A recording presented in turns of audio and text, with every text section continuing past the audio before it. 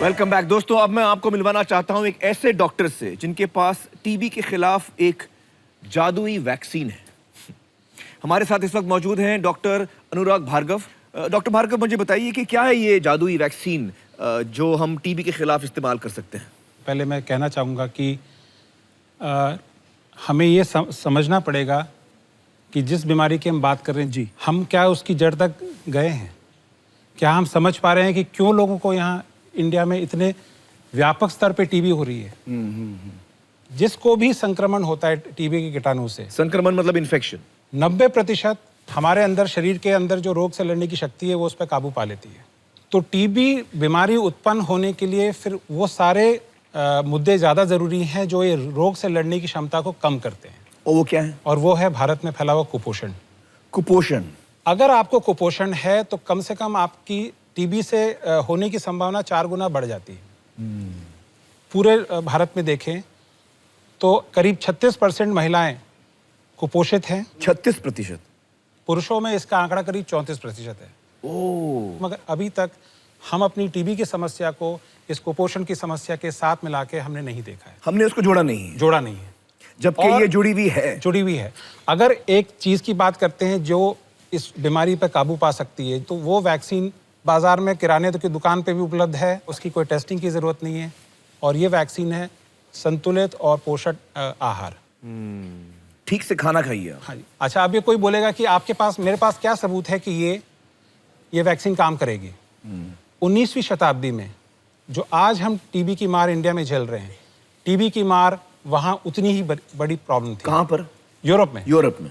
ये जान के लोगों को अचंभा होगा कि 1850 से लेकर 1950 तक जब कोई दवा उपलब्ध नहीं थी टीबी की, लगातार जब वहां जीवन का स्तर बढ़ा और खासकर पोषण का स्तर बढ़ा तो टीबी का जो प्रचलन थी वो कम हुआ। कई गुना कम हो गया। तो सिर्फ अच्छे पोषण से इतना फर्क हुआ। तो अगर टीबी के खिलाफ हमको लड़ाई लड़नी है तो उस लड़ाई में हमको कुपोषण को भी हमारा दुश्मन बनाना पड़ेगा। कुपोषण से लड़ते हैं तो शायद हम सिर्फ टीबी से नहीं लड़ेंगे, बहुत सारी और चीजों से लड़ सकेंगे। मतलब अच्छा पोषण सबसे जरूरी कवच है इस जंग में। लिहाजा टीबी के खिलाफ जंग मतलब कुपोषण के खिलाफ जंग। जी चलिए अनुराग जी, बहुत बहुत शुक्रिया हमसे बातचीत करने का। Thank you so much. दोस्तों, अमेरिका जैसा सुपर पावर का सबसे अमीर शहर न्यूयॉर्क भी टीबी की चपेट में आ गया था। और ये ज्यादा पुरानी नहीं, 90s की बात है। आइए देखते हैं कि न्यूयॉर्क ने टीबी को कैसे हराया। न्यूयॉर्क शहर में टीबी के केसेस सामने आते ही स्वास्थ्य विभाग ने बिना वक्त गंवाए टीबी के खिलाफ एक मुहिम शुरू की। लोगों को टीबी की चपेट से बचाने के लिए सरकार ने टीबी की रोकथाम में लगने वाले पैसे को तुरंत 10 गुना बढ़ा दिया। जगह जगह टीबी क्योर सेंटर्स खोले गए। इरादा बिल्कुल साफ था, अगर टीबी मुक्त शहर बनाना है तो शहर का एक भी व्यक्ति इलाज से अछूता नहीं रहना चाहिए। इस बात का इंतजार नहीं किया गया कि मरीज खुद बीमारी की शिकायत लेकर अस्पताल आए, बल्कि जोशीले कार्यकर्ताओं की ऐसी टुकड़ियां तैयार की गईं जो घरों, स्कूलों, हॉस्टल्स जैसी जगहों पर जाकर लोगों तक टीबी की दवा की खुराक रोजाना पहुंचाने लगी। क्रिमिनल्स, ड्रग डीलर्स या देह व्यापार से जुड़े लोगों का विश्वास जीतकर उनके अड्डों तक पहुंचकर भी कार्यकर्ताओं ने उनका इलाज किया। जरूरतमंद लोगों के लिए खाने का इंतजाम भी किया गया ताकि वो इस रोग से लड़ सकें। स्वास्थ्य विभाग की ये पुरजोर कोशिशें और समर्पित कार्यकर्ताओं की कड़ी मेहनत आखिरकार रंग लाई और महज 4 साल में एक बड़े पैमाने पर न्यूयॉर्क शहर टीबी की रोकथाम करने में कामयाब रहा।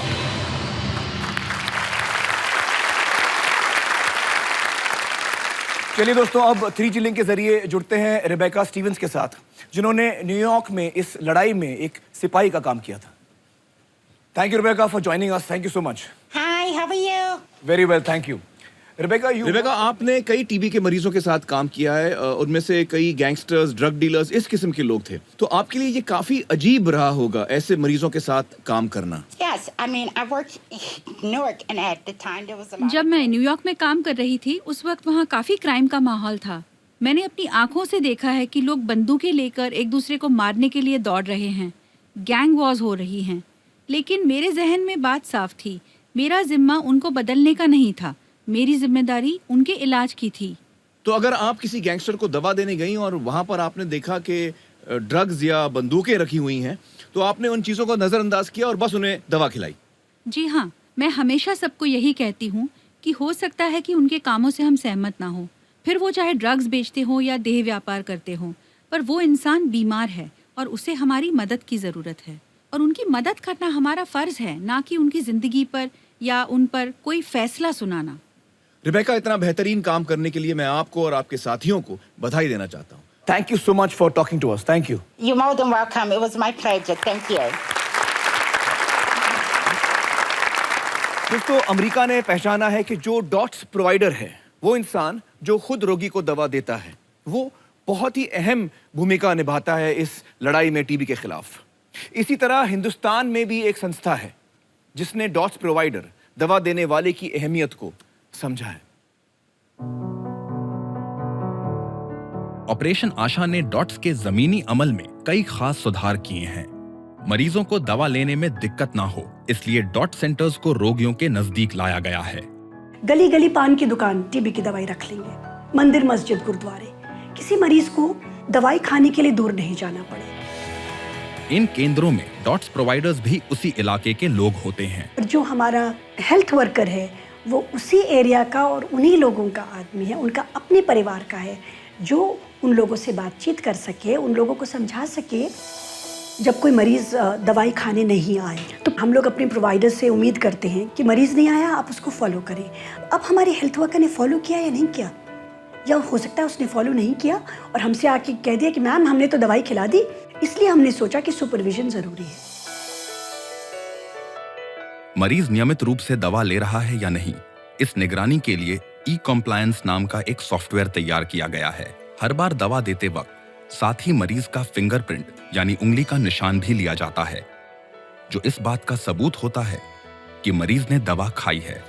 मैं आपको एक क्लिक पर, जो हमारा डेटाबेस है, एक क्लिक पर दिखा सकती हूँ कितने सेंटर्स हैं, हर सेंटर में कितने मरीज हैं, कौन प्रोवाइडर है, कौन मरीज आया, कौन मरीज नहीं आया, एवरीथिंग इज अवेलेबल। एक और जहां ये तकनीक असरदार है, वहीं किफायती भी। हमारी एक्स्ट्रा लागत हर मरीज पर सिर्फ टोटल 150 रुपया है। 6 महीने का इलाज है, 150 रुपये का एक्स्ट्रा खर्चा कुछ भी नहीं है। समर्पित कार्यकर्ताओं की मेहनत और टेक्नोलॉजी के इस्तेमाल से ऑपरेशन आशा ने टीबी के इलाज में बेहतरीन नतीजे हासिल किए हैं। हमारे सारे मरीजों ने इलाज पूरा किया है, कोई भी मरीज ने हमारा इलाज छोड़ा नहीं है।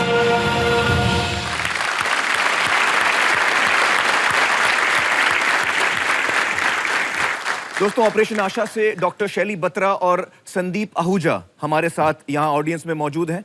दोस्तों, ऑपरेशन आशा के बेहतरीन काम में अगर आप भी हाथ बटाना चाहते हैं तो अपने स्क्रीन पर दिए गए नाम से चेक बनाइए और अपनी नज़दीकी एक्सिस बैंक शाखा पर जमा कराइए। आप उनकी वेबसाइट पर ऑनलाइन ट्रांसफर भी कर सकते हैं। इसकी पूरी जानकारी आपको एक्सिस बैंक की किसी भी शाखा पर मिल जाएगी।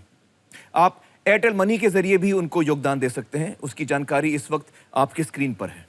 इसके अलावा हमारी फिलैंथ्रोपी पार्टनर रिलायंस फाउंडेशन भी ऑपरेशन आशा को 1 करोड़ रुपयों का योगदान देगी।